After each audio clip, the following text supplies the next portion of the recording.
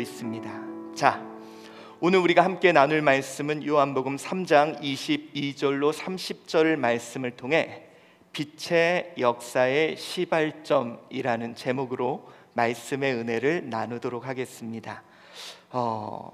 여러분, 우리의 삶에 빛의 일하심이 나타납니까? 물론 하나님께서 강권적으로 주권을 가지고 하나님의 역사를 나타낼 것이요, 또한 우리가 지난주에 그것은 이제 내가 관심 가질 때, 또 관심이 있을 때 보게 될 것이다 라는 말씀을 나누기도 하였습니다. 그러나 오늘은 하나님의 강권적인 역사는 동시에 우리의 결단과 참여를 요구하기도 하십니다. 참 하나님의 일하시는 방법은 좀 특이합니다. 하나님이 주권을 갖고 행하시는 일이지만 동시에 우리의 결단과 우리의 참여를 하나님은 원하고 계시다는 거예요. 그래서 하나님께서 어떤 일을 행하실 때 강권적으로 행하시지만 동시에 우리가 그 일을 이루는 어떤 계기를 만들기를 하나님은 원하신다는 것입니다. 마치 동면의 양면을 이야기하는 것 같지만 우리 하나님은 그렇게 우리 마음에 소원을 두시고 그렇게 그의 뜻을 이루어 가신다는 거죠. 자, 그것처럼 하나님의 빛의 일하심을 우리의 삶에 나타내기를 원하신다면 그 일을 발생시키는 시발점이 반드시 필요합니다. 내 삶의 어떤 시발점, 우리 흔히 이런 거 있죠. 멈춰 있다가 우리 준비 땅 하는 것처럼 이런 스타트 총소리와 같은 어떤 계기, 이 계기가 멈춰있던 나를 달리는 나로 바꿔놓을 수 있듯이 내 삶의 어떤 계기가 하나님 이 빛의 일하심의 삶으로 바꿔놓을 수 있는 그런 계기가 우리에게 필요하다는 거죠. 여러분, 시발점이라는 말이 좀 발음이 이상해서 그렇지 이런 뜻을 갖고 있습니다. 시발점, 일이 처음 시작되는 계기라는 거죠. 여러분, 이 시발점이 반드시 필요합니다. 이런 거 있죠. 어떤 사람의 관계에서도요, 그냥 오빠 오빠 오빠 이렇게 부르다가 용기가 필요할 때가 있습니다.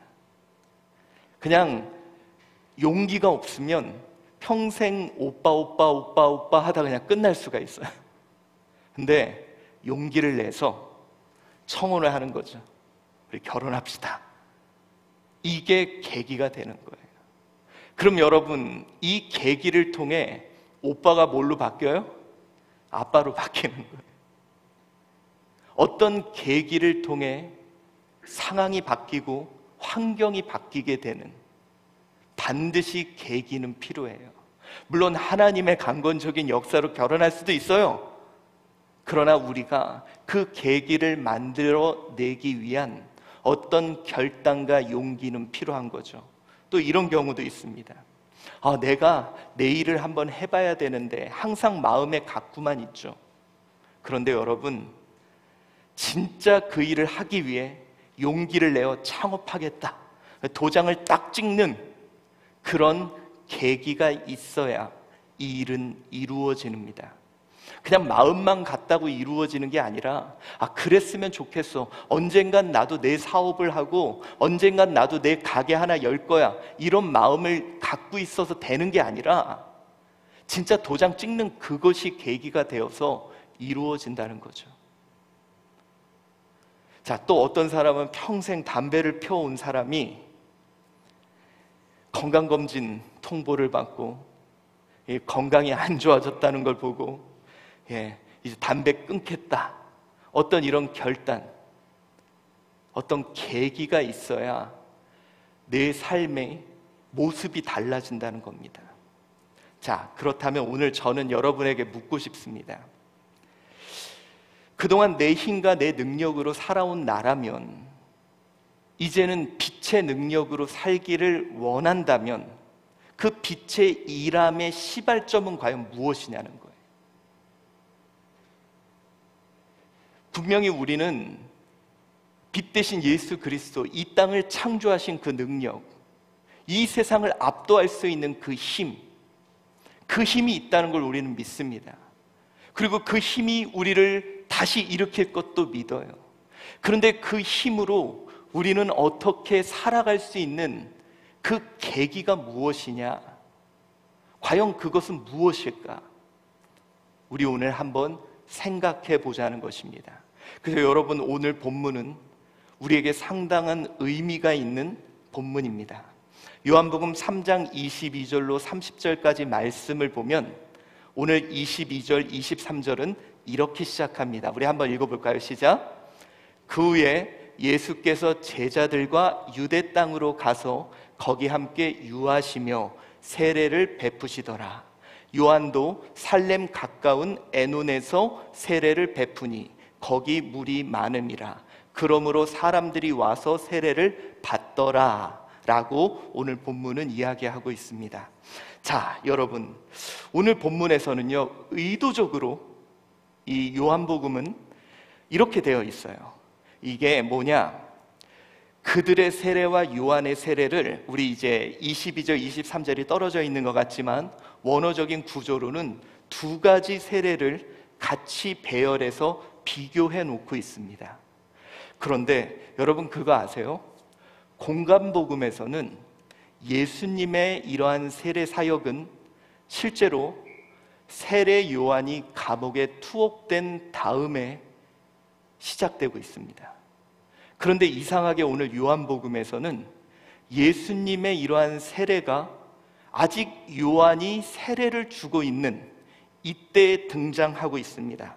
더군다나 재밌는 건 4장, 여러분들 우리 2절을 한번 봅시다. 가로에 있지만 예수께서 친히 세례를 베푼 것이 아니요 제자들이 베푼 것이라.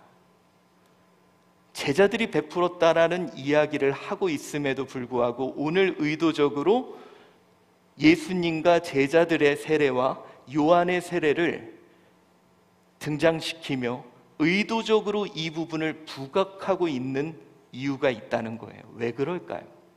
다른 공간복음에서는 아주 선명하게 세례 요한의 사역이 끝나고 예수님의 사역이 시작되는 모습으로 모든 공간복음은 나오고 있는데, 세례 요한은 의도적으로 이 요한복음에서는 요한은 의도적으로 둘의 사역을 겹쳐 놓았다는 거예요.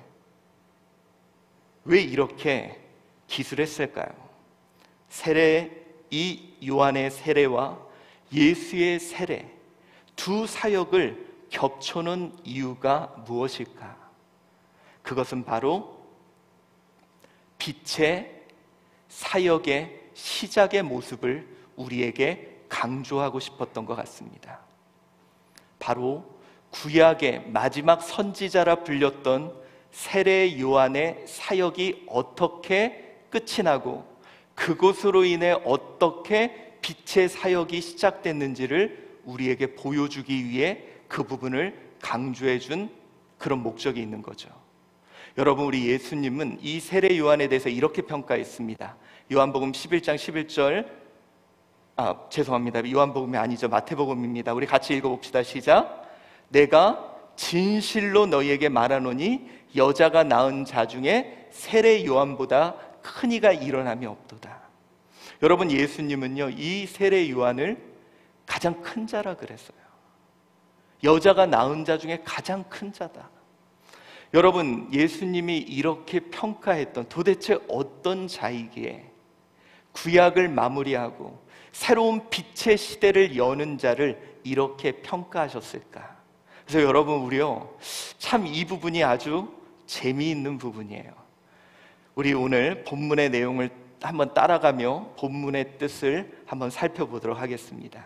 자, 여러분, 오늘 본문은요, 빛의 역사가 시작되는 순간이 기록되어 있는 겁니다. 오늘 요한은 의도적으로 이 두 부분을 겹쳐 놓으면서 이 부분을 강조시킨 거예요.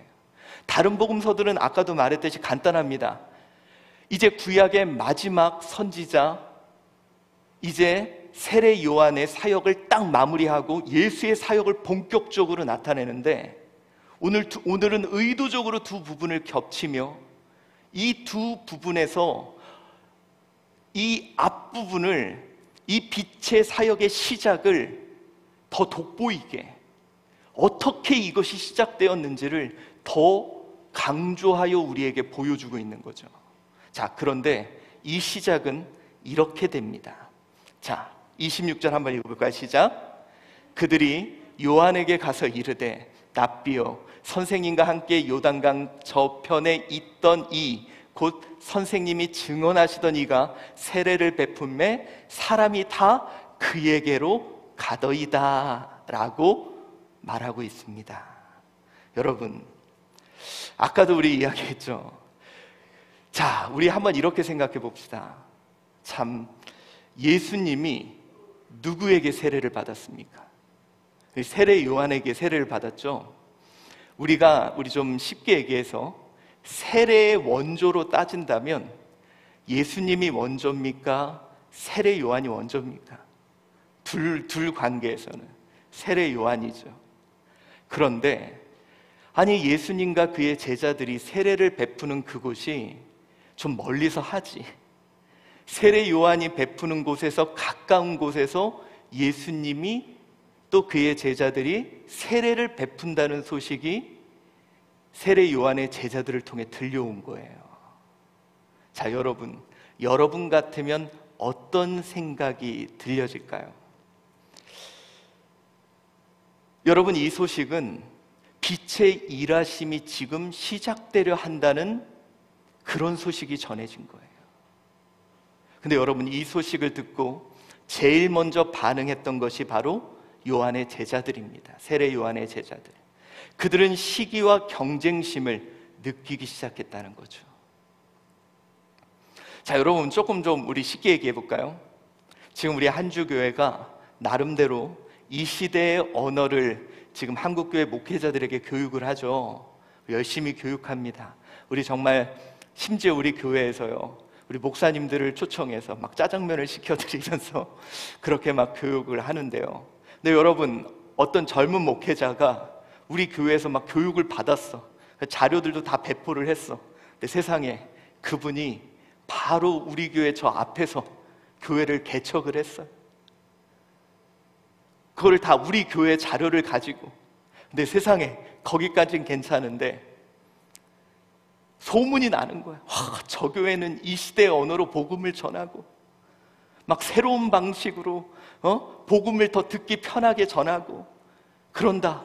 그리고 사람들이 다 그쪽으로 간다는 소식이 전해져요. 그럼 장로님 어떻게 하실 거예요? 이성배 장로님.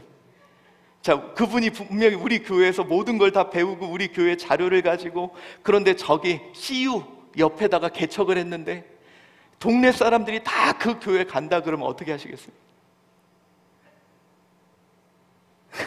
예? 한참 고민이 되죠. 오늘 상황이 바로 그런 상황이에요. 아니, 요한님, 예수 저 사람 우리가 아까 스승님이 세례 준 사람 아닙니까? 당신이 그랬는데, 아니 이게 상도덕이 있지. 이해는 가겠는데 좀 멀리 가서 하지 왜 바로 저 옆에서 하는데, 아니 우리한테 올 사람들도 다 저기 가는 거 아닙니까? 속상한 거예요. 알긴 알아요. 예수님을 통해 새로운 사역이 펼쳐지고 새로운 일들이 된다는 거 들어서 알긴 알아요. 속상한 거예요. 왜? 우리 자리가 줄어드니까. 내가 했던 일들이 줄어지니까. 여러분, 어쩌면 우리도 이런 모습들이 나타날 수가 있다는 거죠. 빛의 사역이 시작이 될 거예요. 그런데 그 빛의 사역은 대부분 내일이 줄어드는 일들이 많을 겁니다. 그래서 우리는 시기하고 질투하는 일들이 펼쳐질 거예요.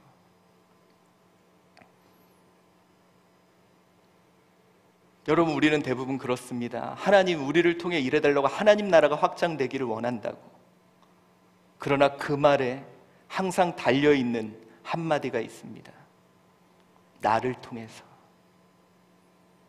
하나님 나라가 확장되기를 원하고 하나님의 영광이 온 땅에 드러나기를 원하지만 나를 통해서. 그것이 다른 사람을 통해서나 다른 교회를 통해서나 다른 누군가를 통해서 이루어지면 어쩌면 우리는 시기와 질투로 인해 빛의 역사를 방해하는 사람 중에 하나가 내가 아닐까, 이런 생각을 해봅니다. 대표적인 인물이 누구였습니까? 사울이었죠. 하나님께서 다윗을 빛의 역사로 세우세요. 그런데 사울은 견디지를 못해요. 자기가 해야 되는데. 그래서 그는 오히려 빛의 역사를 바라보며 시기와 질투로 인한 정신병이 걸려버리는 거죠. 오늘 요한의 제자들이 그랬습니다. 여러분, 우리가 빛의 역사를 원합니다.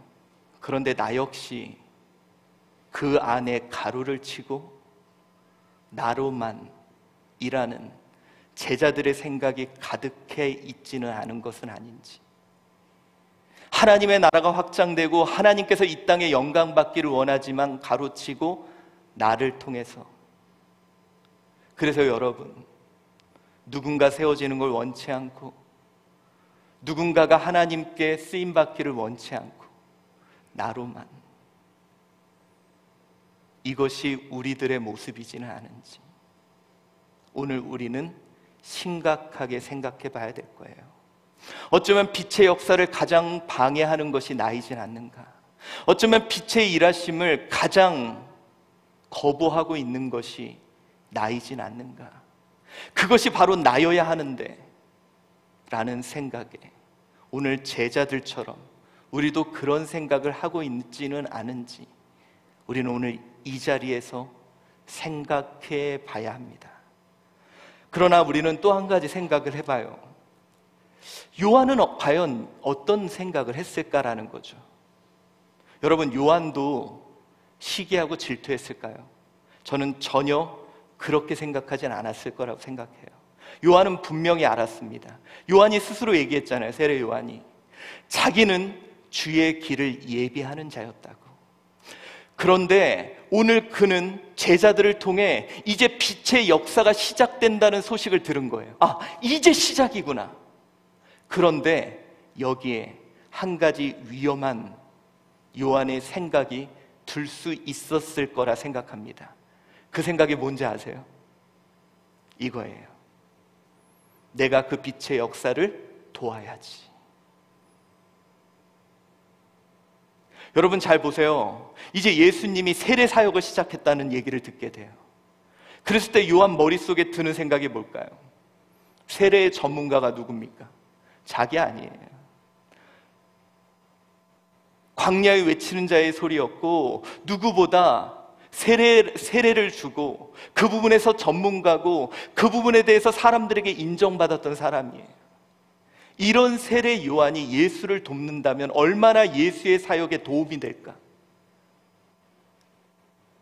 그래서 세례 요한은 그랬을 것 같아요. 만약에 저였다면 그래, 내가 도와야지. 내가 이런 조언을 해줘야지. 내가 이렇게 그를 도우면 그가 더 성장하고 그가 더 사역을 잘할 수 있을 거야. 근데 여러분, 이 생각이 어쩌면 우리들의 생각이지 않나요? 우리들의 자녀들에 대한 우리의 생각, 우리 다음 세대들에 대한 우리의 생각,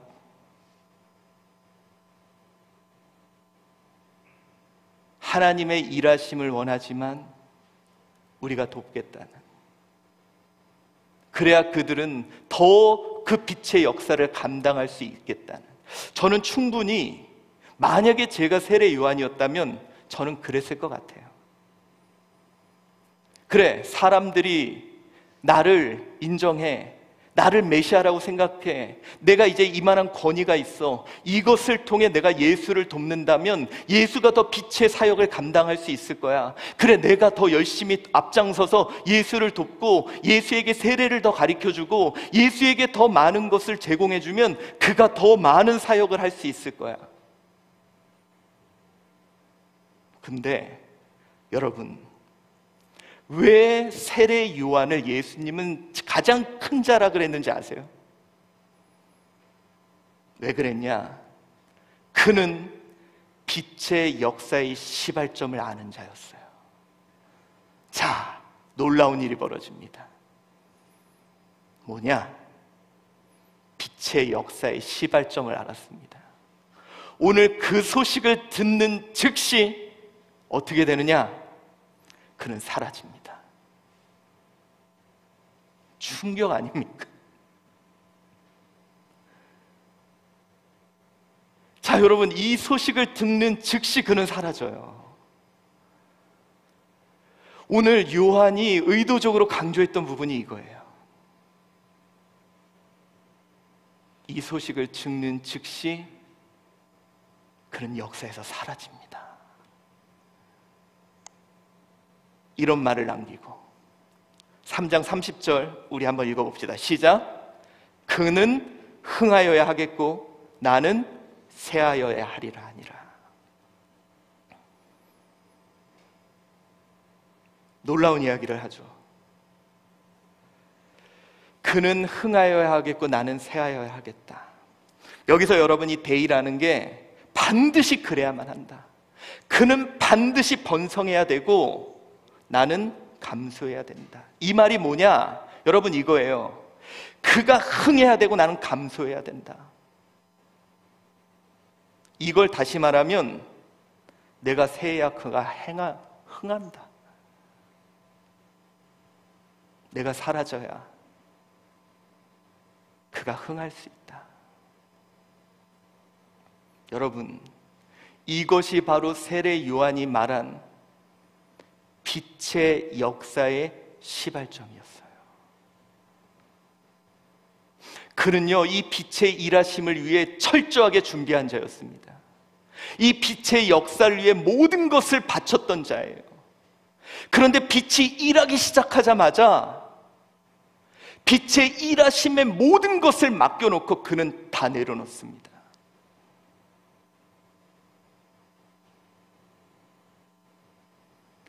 그는 충분히 주장할 수 있는 자였고, 그는 충분히 참견할 수 있는 자였고, 그는 충분히 지도할 수 있는 자였어요.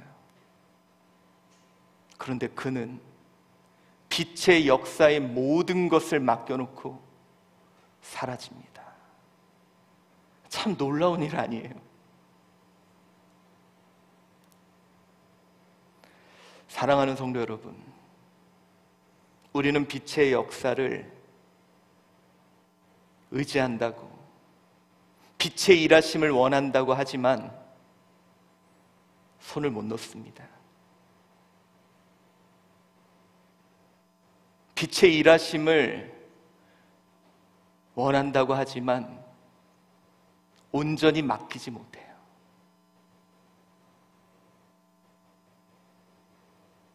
그런데 오늘 세례 요한은 모든 것을 그에게 맡기고 철저히 내려놓았습니다.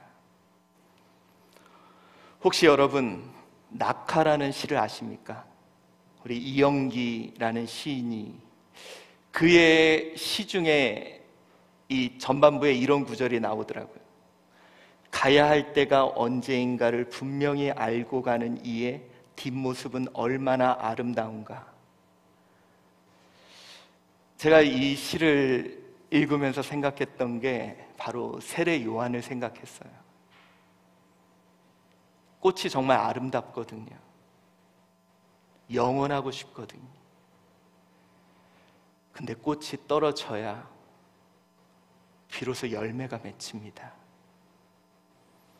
꽃이 남아있으면 열매는 맺지 않아요. 우리가 예수 그리스도의 그 빛의 역사를 원하지만 아직도 내 마음에 내 의지, 내 생각, 내 주장이 끝까지 남아서 역사하고 있는 건 아닌가?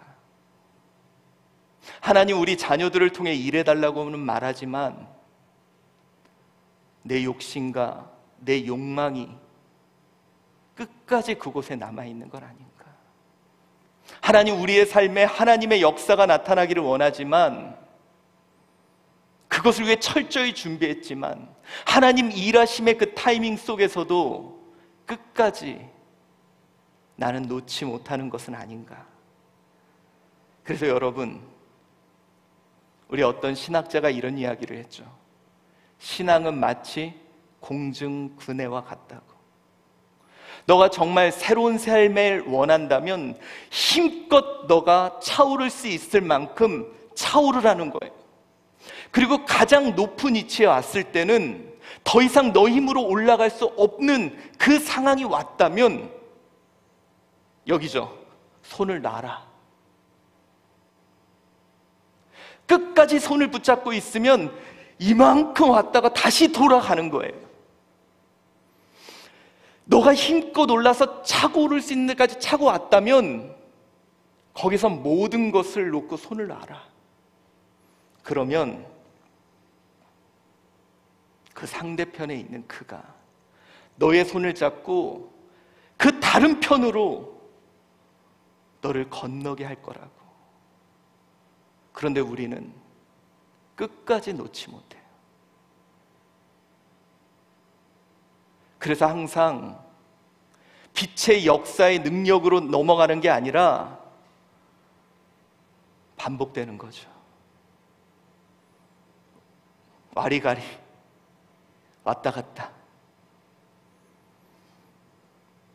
그렇다면 여러분, 세례 요한이 어떻게 이럴 수 있었을까? 저 같아도 힘들었을 것 같아요. 여러분, 저도요, 아마 빛의 역사가 시작되는 걸 보는 순간 그래, 내가 그래도 목회 20년인데 아마 잔소리 많이 할 것 같고요, 참견할 것 같고요, 제가 막 할 것 같고요, 다 그럴 것 같아요. 제가 지금 하민이한테 하는 건 제 하민이 하준이한테 하는 거 보면은 얘네들 인생 저 소천할 때까지 제가 개입할 것 같습니다. 저 역시도. 그런데 어떻게 세례 요한은 빛의 역사를 보는 순간 사라질 수 있었을까? 두 가지가 있었어요. 오늘 그의 고백을 보면 그 첫 번째가 뭐였냐? 이겁니다. 27절 우리 한번 읽어봅시다. 시작. 요한이 대답하여 이르되 만일 하늘에서 주신 바 아니면 사람이 아무것도 받을 수 없느니라 라고 얘기를 해요. 여러분, 이 말이 뭘까요? 하늘에서 주신 바 아니면 받을 수 없다. 이것은 오늘 예수 그리스도께서 하신 저 사역이 하늘로서 나타난 거다라는 것과 동시에 자기가 하는 사역 역시 하나님께서 주신 은혜로 했다는 것을 고백하는 것입니다. 자, 여러분, 우리가 손을 놓지 못하는 것 중에 하나가 바로 그겁니다. 내가 살아온 삶을 은혜라고 인정하지 못하기 때문이에요. 여러분, 뒤돌아봅시다. 내가 여기까지 살아온 것도 내가 한 거 아니잖아요. 어떻게 내가 주장할 수 있습니까? 내가 어떻게 누구 보러 너도 이렇게 살라고 말할 수 있습니까? 내가 했으면 그럴 수 있을 거예요. 저도요, 여러분, 이틀 전에 어떤 목사님이 전화 왔더라고요, 저한테. 목사님, 진짜 제가 말하기 민망하지만 목사님은 어떻게 이렇게 목회를 잘하세요? 그러시더라고요. 정말 민망하면 죄송합니다. 20년 동안 어떻게 그렇게 잘하셨냐. 제가 그 얘기를 듣고 가만히 생각해 봤어요. 내가 잘했나?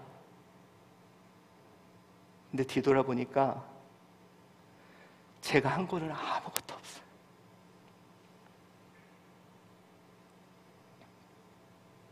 뒤돌아보니까 하나님이 하게 했고,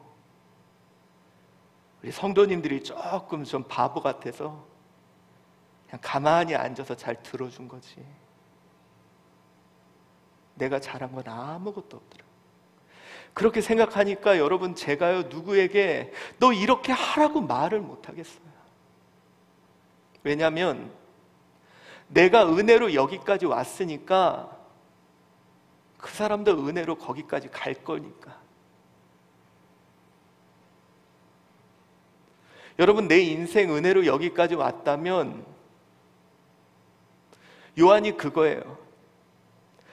내가 세례 주는 자로 명성을 얻고 내가 세례 주는 자로 사람께 권위를 받고 인정을 받은 거 아니야. 이거 하늘로서부터 온 건데, 나도 하나님의 은혜로 여기 섰다면 예수 그리스도도 하나님께서 하신다는 거예요. 여러분, 자녀들 걱정 많이 되죠. 근데 나 보세요.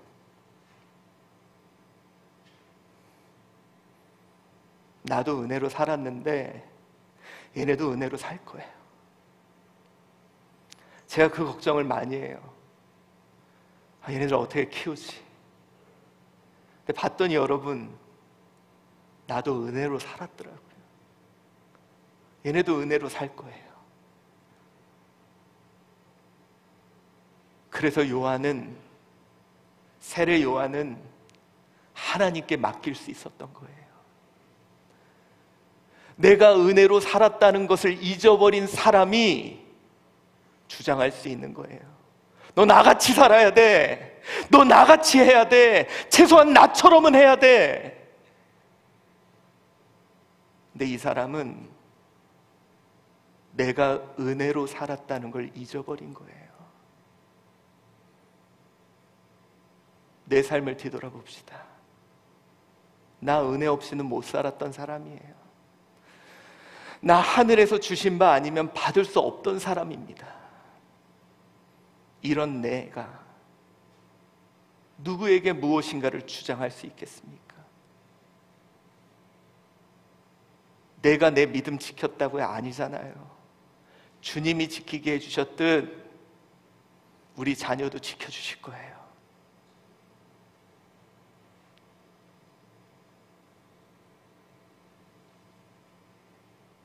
오늘 세례 요한이 이 확신이 있었던 거예요. 내가 하늘로서 받았으니 그도 하늘로서 받은 거야. 그러니 나는 여기까지 해도 돼. 그리고 또한 그가 두 번째 이야기합니다. 29절입니다. 우리 봉독해 봅시다. 시작. 신부를 취하는 자는 신랑이나 서서 신랑의 음성을 듣는 친구가 크게 기뻐하나니 나는 이러한 기쁨으로 충만하였노라. 자, 그가 두 번째로 탁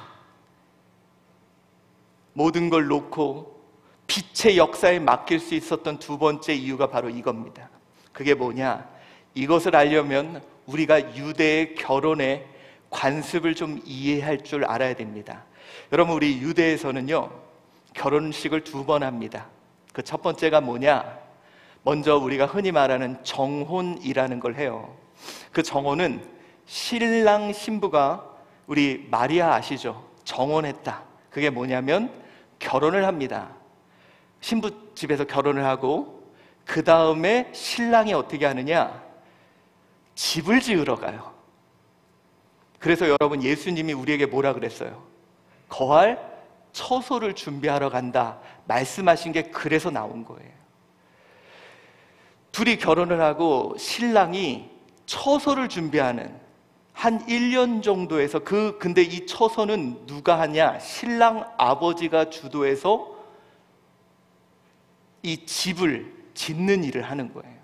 근데 이걸 끝나는 날은 누가 결정하냐면 아버지만이 결정할 수 있어요. 예수님이 처소를 준비하고 이 끝날 날은 하나님만이 결정하듯이, 그래서 이제 아버지가 어느 날 야, 이제 됐다. 신부 데려와도 된다. 그러면 어느 날인지 모르는 날 신랑이 가는 거예요. 그래서 신랑이 언제 올지 모른다는 게 누구 마음? 신랑 아버지 마음이에요. 그래서 집 짓는 기간이 있고, 그 다음에 집을 다 지으면 신랑이 데리러 가서 이제부터 결혼식이 시작이 되는데, 그때 돌아가서 잔치를 할 때 중요한 역할을 맡은 게 신랑 친구입니다. 대부분 이 신랑 친구는 이 결혼을 한 사람이, 경험이 있는 사람이 한대요. 근데 이 사람이 이런 잔치를 준비를 하고 뭐를 하느냐, 둘이서 이제 첫날 밤을 이제 보낼 수 있도록 모든 준비를 한대요. 그리고 둘을 인도해서 방에 넣는 것까지 합니다. 자, 그리고 그 다음엔 어떻게 해야 될까요? 경험자잖아요. 어떻게 해야 될까요? 여러분, 어떻게 해야 될까요? 문 밖에서 코치를 하면 안 되죠. 맡겨야 돼요. 그리고 기다립니다. 새벽이 돌 때 신랑이 신랑 친구를 찾아요. 뭐라 그러냐? 신부가 정결했습니다. 그러면 그 소식을 신랑 친구가 듣고 나서 모든 사람들한테 신부가 정결했습니다 라고 말하는 것으로 결혼식은 끝나게 돼요. 이게 바로 신랑 친구가 누리는 기쁨이라는 거예요. 여러분, 그 밤사이에 신랑 친구는 뭘 할까요? 이 결혼이 잘 되기를 기도하겠죠. 그리고 그것을 통해 이제는 열매 맺는 것을 바라보며 기뻐하겠죠. 이 기쁨을 세례 요한은 누린다는 거예요. 그러기에 그는 예수 그리스도를 통해 맺을 열매들을 바라보며 기도하며 그 기쁨을 맛보겠노라고 오늘 이야기하고 있는 겁니다. 그래서 오늘 그는 빛의 역사의 모든 걸 맡기고 사라질 수 있었던 거죠. 여러분, 빛의 역사에 맡기고 우리 기도합시다. 빛의 일하심에 맡기고 기도합시다.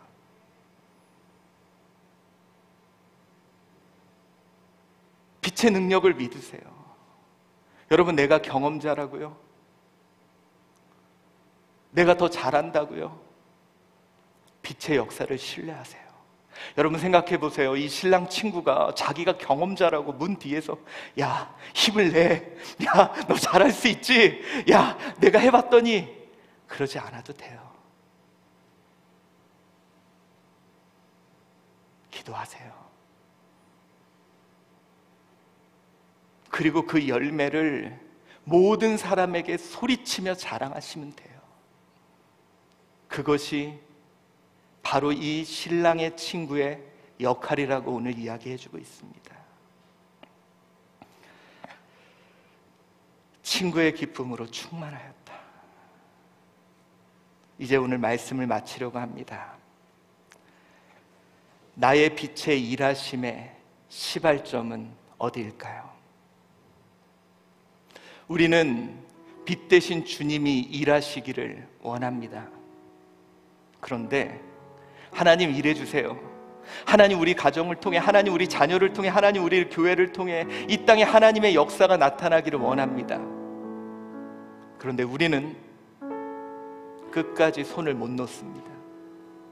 내 주장, 내 의지, 내 경험, 그거 못 놔요.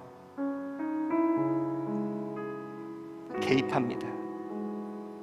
하나님 일하시면 하나님 이거 아니잖아요. 못 믿어요. 하나님 이렇게 하시면 어떡합니까? 하나님은 신뢰하지 않아요.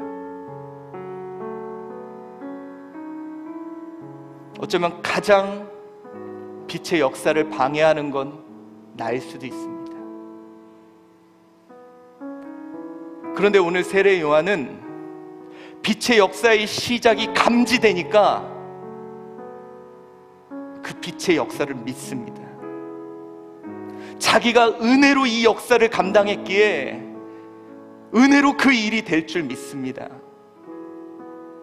그리고 이제는 그 은혜의 역사가 이루어지를 기대하며 그 열매를 소망하며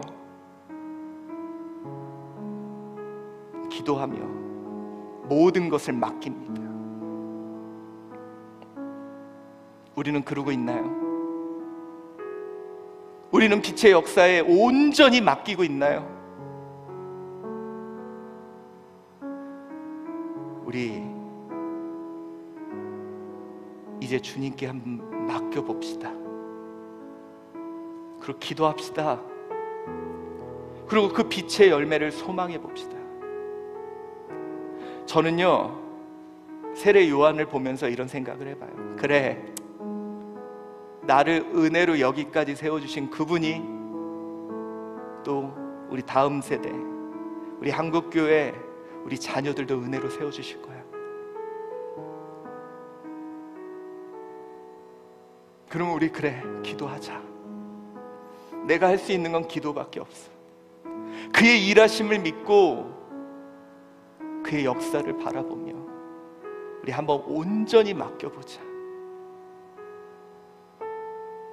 이것이 바로 세례 요한이 빛의 역사를 시작했던 그 첫 장면을 저와 여러분은 보고 있는 겁니다. 빛의 역사를 시작하기 위한 그의 사라짐, 이것이 오늘 무엇을 의미하는지 다시 한번 생각해보는 저와 여러분 되시기를 축원합니다. 기도하겠습니다.